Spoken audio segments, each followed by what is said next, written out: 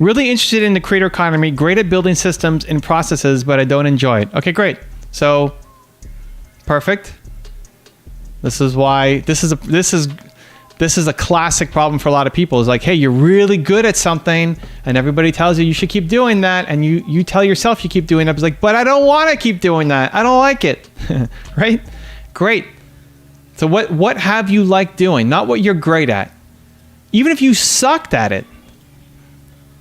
Right? If you sucked at it, that's cool too. What did you suck at? But you just wanted to get better at it. You found yourself getting lost in it. What's that thing that you have done so far that you've done part-time or as part of your projects, and you actually look forward to this? If you saw that in your calendar, you look forward to it. What questions might I be able to ask myself to help find that thing to combine with that design thinking, problem solving? Look at where you're naturally spending time. So 2, like, where are you naturally spending time? What are you diving into out of your own curiosity, not just looking for the next business thing? It's not a strategy. You naturally get lost in it because you love it for whatever reason, right? That plus the question I already asked you of the work that you did. What did you enjoy the actual process of? Like, look at the whole Mr. Beast thing. It's great. I mean, it's awesome. It's awesome to do. It's a great cause.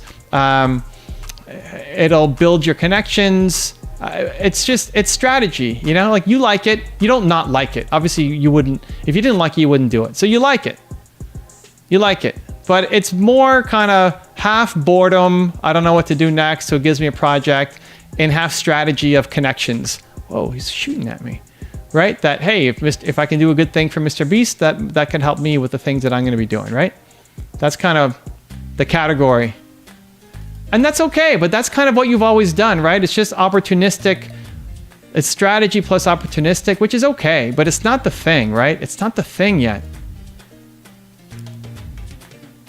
And this is what you've kind of always done, is bouncing between the next one strategy to the next strategy. And everybody this is the problem with you, like, you're an achiever, right? And most people look at you and what you're doing is like, oh my God, look at Devon, he's doing so much. It's crazy, you're making all these connections, and they're in awe of what you are doing and what you can do. But it's also like nothing compared to what you're capable of doing, right? This is all small potatoes for you. It's huge for other people, but for you, this is all like, we're just getting started here, man. But you have to answer that question, because otherwise you're gonna jump from one thing to the next thing to the next thing, always knowing that, man, I'm capable of so much more, and I keep jumping on other little opportunities, you know? And that's said with a ton of love, man. I got nothing but respect for you, which is why I spent a lot of time talking to you over various channels. Devon says, yeah, I get bored really easily, which is why I constantly jump from thing to thing to thing. Yeah, but this is, this is what you need to figure out, man. So what's your answer to those 2 questions? So Devon, those 2 questions. The first is, what are you naturally curious about and want to do because you just want to do it and you're pulled into it for some reason, even if it doesn't make logical, practical sense, right? And 2, from the projects you worked on, what did you actually enjoy the process of that was no strategy, you just love doing it? Devon, naturally curious about YouTubers, get lost for hours on this. Okay. Self-mastery, monetization for content creators. Really love how creative Jamie's manager is with unique monetization strategies. Okay. So let's this is great. Let's dive in. When you say naturally curious about YouTubers, get lost for hours on this, what are you getting lost on? What are you getting lost on with YouTubers? You're not just watching our content, or maybe you are. Like, what are you actually doing when you say you get lost for hours? This is great. Devon says, hold on. Where are my torches at? Here? Yes, there we go.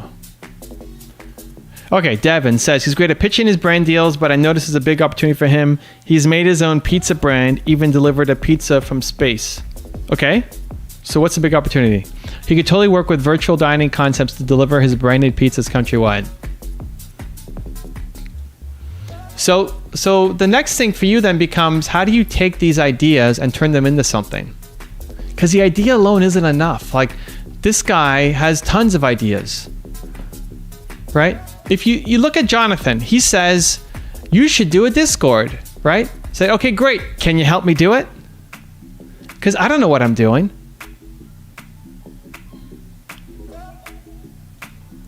What would you actually want to work on? Because they need help executing it. The idea alone isn't enough. Similar to Beast Burgers. Yeah. But a strategist isn't enough. You got to actually want to do something. Like, strategy helps when you're looking at McKinsey or giant companies where you don't have to do anything except just come up with the next great idea. That's where you can get paid just for strategy. But in entrepreneurial businesses, strategy is not enough. You got to be willing to actually do the work. So what would you actually want to work on?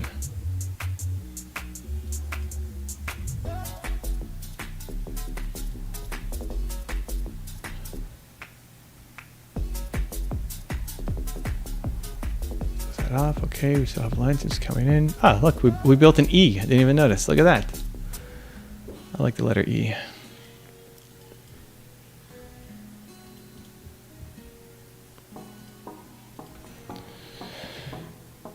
I could be a networker, bridging the gap between the idea and getting it executed.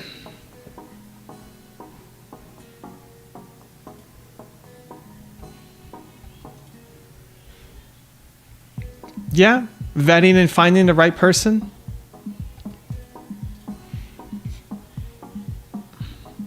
Because I'm really good at networking, connecting with people using cold outbound. Well, and ultimately it wouldn't be cold outbound, it would be your network. Right? It'd be your own contacts, not just reaching out to people cold.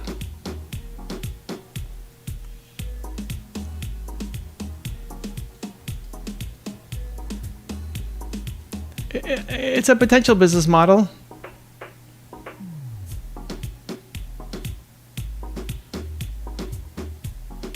What's my hesitation on the business model? My hesitation is I just don't know if it's enough for who you want to go after. 1, 2, 3, 1, 2. Oh, I messed that up. You know, and how much you gonna pay for making an introduction? You're gonna take a piece of it ongoing for making the intro, maybe? So role play this. Okay, you're gonna come to me and say, Evan, you need an NFT project, right? Perfect. Devon, I don't know about NFTs. Devon, I don't know how to get this started. Devon, I don't know how to community manage. I don't know how to create the arc. Okay, Evan, don't worry. I'll take care of introducing you to the people who can get it done. And what I want is a cut of everything that's sold. Do I do that deal?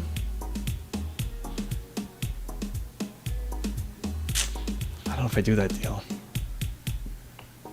I don't think I do that deal.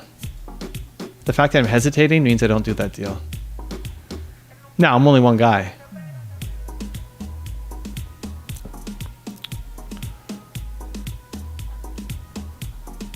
How is this sitting, Devon? Are you getting some other ideas as we're talking out loud here?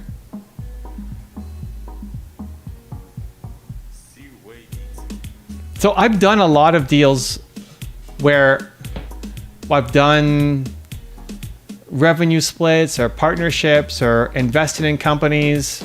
But it's also always been where when they're doing the work. Especially for something big that requires my time. You know, like it requires me to do stuff.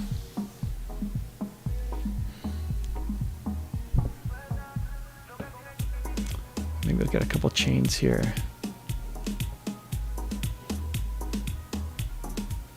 See what I can build. Can I build it out of this? No.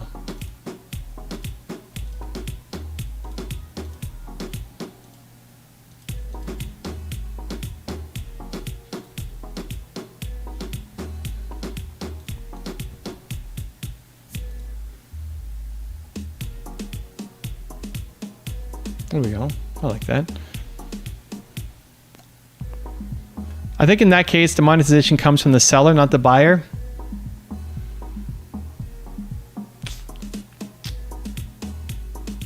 Could be. Then you're just a commissioned salesperson for somebody. Is that enough for you? You know, so like pizza, what pizza company do you have? Virtual dining concepts. Okay, so you see that the model worked. You're gonna go now, connect with a pizza place, and then go sell 8 different YouTubers on it. Is that what you want to do? It feels not good. You like the creator too much. That's the problem. You don't like the company. You like the creator.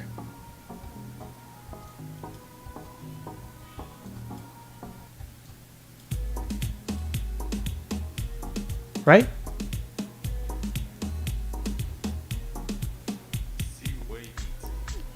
You could easily break down whoever's model, right? Take Mr. Beast's model, go to a company and say, hey, if I can get you other YouTubers to bring in X revenue, can I take a cut? Yes. And then you're just hopping from one deal to the next?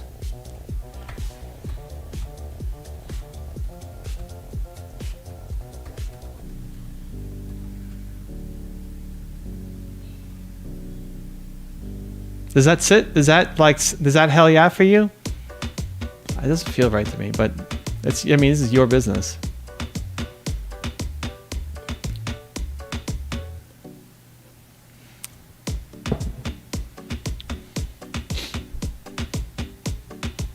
The willingness to go out and close deals could work. But you love the community, you love the creator more than the supplier or the partner.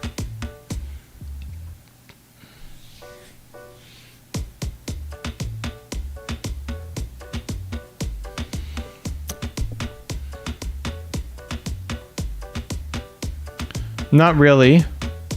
I think the things that'll make it long-term sustainable are recurring revenue and the opportunity to keep doing interesting things moving forward.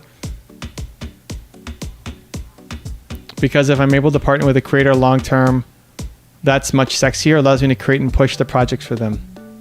Yeah, so how do you get paid? Because the way to scale it is you take the same concept to 18 different people, 20 different people, 100 different people. But that's where it starts to get boring. So how do you get a Mr. Beast to pay you? What would he pay you for? What would Mr. Beast pay you for? Or whoever wants to be the next Mr. Beast, what would he pay you for, or she pay you for?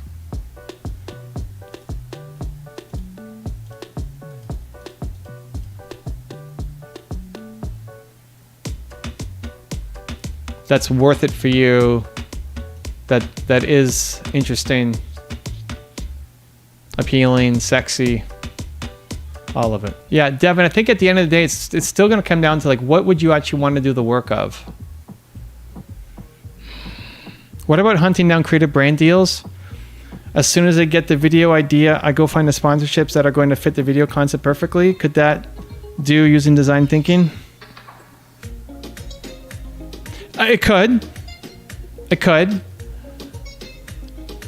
How do you not get bored of just doing the same thing on repeat? Is that enough?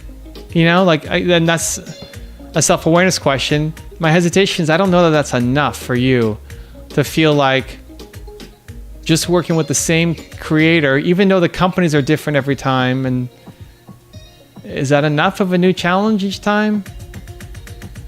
I think you have to do something where you're actually like building a business together. I could scale it using teams and design thinking process. That way I can work with multiple creators.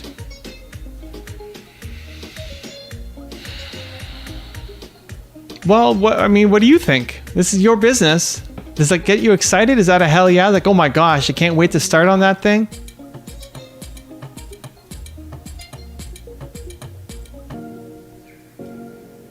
You're basically doing that with Team C's, right? I mean, you're not getting paid to do it, but that's fine. But here's a project Mr. Beast has created. You're trying to get involved and help him sell more deals. So if Mr. Beast, I don't know how many videos he launches in a year or a month, but is that what you want to basically do? That, okay, Devon, next video, here it is. Go line up more sponsorship deals. Like, you're just a sponsorship guy? I don't know. I think you get bored of that. And do you want to manage a team? Like, you want to be the guy who's in charge of a team of people now doing it? I think you're starting to fall away from what you love doing. Because then it becomes much more about, okay, managing 40 people.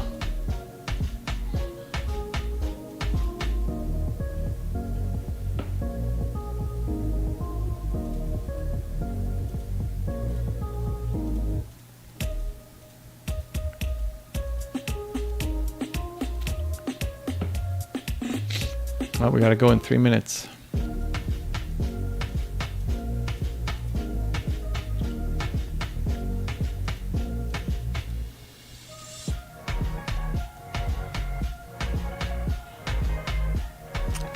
I'm trying to think through my perspective. So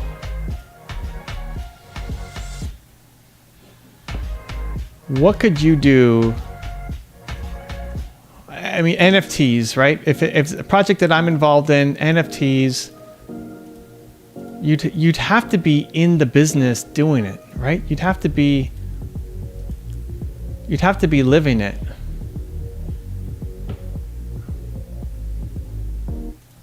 Maybe you're the guy who comes in and sets up deals.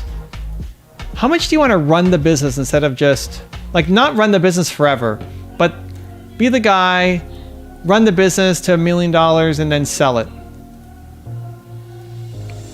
A big issue for me is I'm bad at consistency due to my bipolar. So part of my motivation to build a team is compensating for my weakness. Yeah, but the thing is, with building a team, you have to love mentoring people. It can't just be a strategic thing. You have to love mentoring and training and leveling up people. That becomes your entire life then in the business, is just meeting people, mentoring people, putting out fires. Like, I think you need to, I mean, whatever. Again, your life, you tell me. But I think you do better where you're not running a team, but you are the superstar. You don't have to worry about that stuff. But you come in, the thought that's coming through my head now, and I got to go in 1 minute. But so, just like, see how this sits, spend the weekend, think on it, come back. I don't know when the next live stream is, but you can see the calendar and then come on back and let's continue the conversation. I don't know whether we solve this right now, but the thought that's coming through my head, at least at the moment, is you take an opportunity, partner with them, take it to $1 million or whatever revenue kind of makes sense. Build up the business that's a part of their brand but isn't their brand, and then you sell it and you're an owner in it. So you build up, you go and take the pizza idea, say, I'm gonna build it under your brand, we'll build it together, I'm gonna have whatever, I'll take 40% of the company and I'll run it. And the goal becomes not to have it be a business forever, but a business that you build up, you scale to having locations in X number of cities, and then you get acquired and you make your money off of that acquisition. And the idea is to then every year do another deal.